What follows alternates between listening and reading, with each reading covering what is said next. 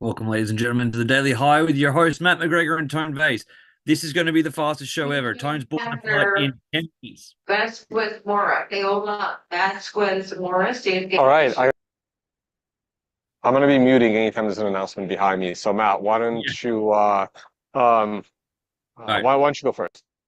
All right. I'll just belt through it really quick. All right. So we are where we are right now, 61,500, right? So we had a really good response off that daily green diamond and the MRI bottoming pattern here on the MRI here. We're still yet to get above. This is a daily time frame, of course. The 7 simple moving average. Until we do, this can do this a long time. So there's nothing to say that wasn't said yesterday. I thought yesterday's show, despite the technical issues that we had, was a terrific show. So that's the real overview of the market. Nothing's changed. The price is at or near the same price as it was yesterday. I'll go down to the 15-minute time frame to see some really low time frame stuff, to see if we can get any kind of momentum in the current environment we are right now. I'm just turning on Bangbox for a second. Let's have a gander. We had a few attempts to get a trade on throughout the day here. 4, in fact. That's just preparing yourself. So the prep just means like get ready, a signal might come in or the trade might fire soon, but it didn't. It got rejected every single time. We're now working our way back to that zone. I'd really like to see that get above, the 200 simple moving average here, exponential moving average here, and get a signal and a recovery from it to trigger a really nice short-term trade. But nothing changes, in my opinion, especially looking at the 15-minute time frame. That we've got a long way to go. So I mean, that's what we said in yesterday's show. It's what Tone will probably say today. Nothing has changed. 4-hour time frame right now. As I turn on my main tools, I've got 30 seconds left on the clock. We're still below every moving average here on the 4-hour time frame. Yes, the 4-hour 7 simple moving average has rounded, but we're now below it again, so not good. Until we start to see a cross here or anything, there's nothing. There's nothing to say. All it is we've had a dead cat bounce until proven otherwise, and we need to get above sort of 64 to see that, and then we run into a whole heap of problems even higher than that. So nothing to get excited about, but it doesn't have to be mass depression either. Tone, I'm coming back to you right now. Before you go through, please like, subscribe, please share it with your friends. Please appreciate the Tone's doing this show at the airport. What is it, like bloody early in the morning right there in the Midwest? He's still online, right? And we'll come coming at you, all right? And use the Discord group, and Tone, take us away.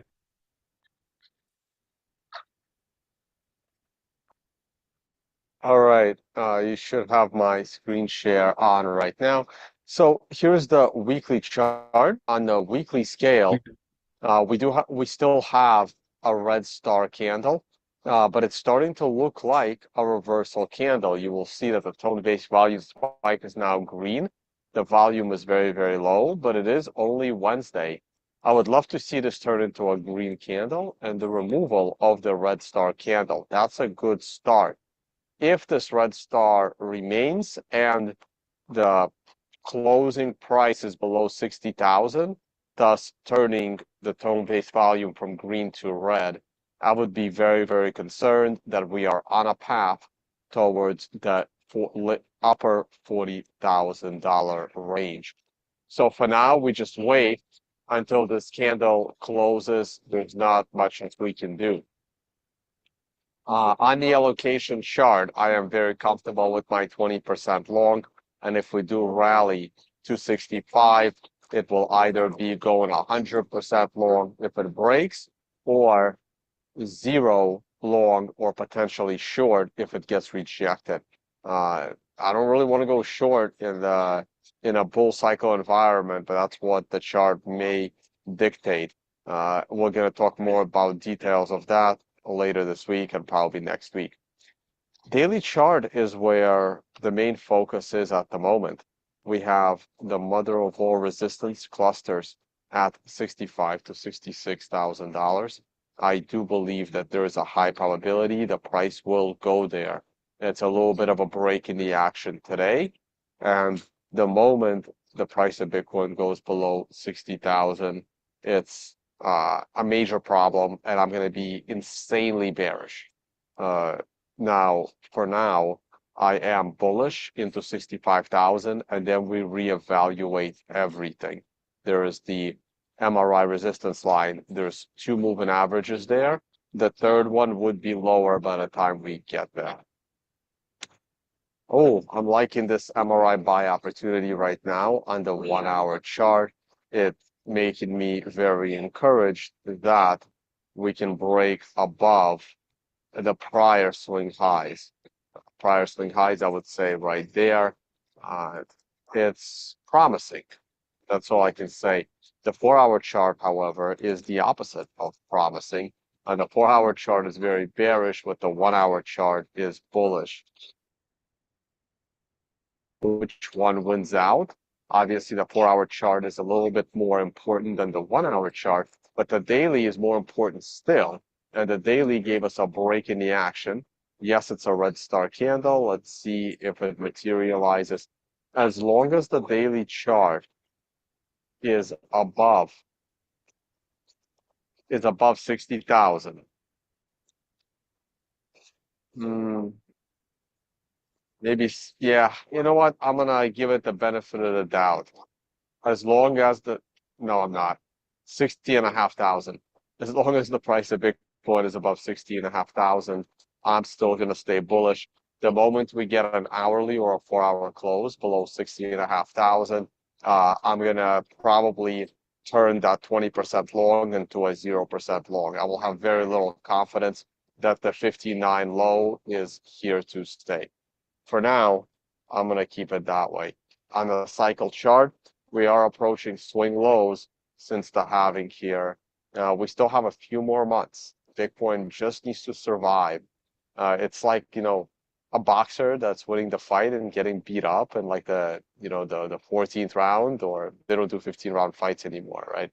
He just has to survive the next few rounds, right? Bitcoin just needs to survive the next 3 months.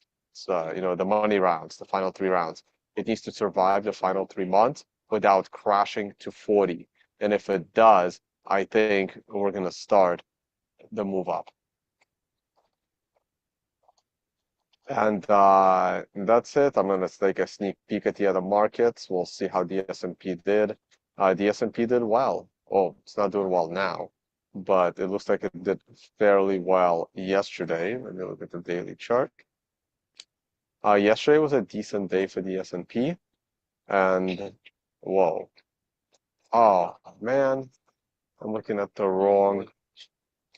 Why does it look like that? Crap, I need to change my ticker here. We're going to look at the weekly chart, and we're going to make this daily. Sure, check. This is yesterday's candle, and it looks very clean. Yesterday was a nice day. Let's see if we get some follow through today. It doesn't look like it early on. All right, and on this note, we're going to call it a day. My flight's already boarding. Yeah, that's great, Tone. I really liked your boxing analogy. Remember, be the lone soldier on the hill, but the final shot won the war after losing every battle. So my point is, just in the future, Bitcoin's going to win. So make sure you still got it. Don't lose it all trading. And we'll see you tomorrow. I'm gonna be really drunk tomorrow. I'm drinking all day, so I'll still do the show, but it'll be very late. See you then.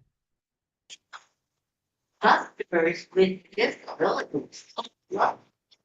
Go on. I think we lost connection. We back? I think, yeah, we're back. See you tomorrow. Yeah, well, yep. See you tomorrow, guys. You can.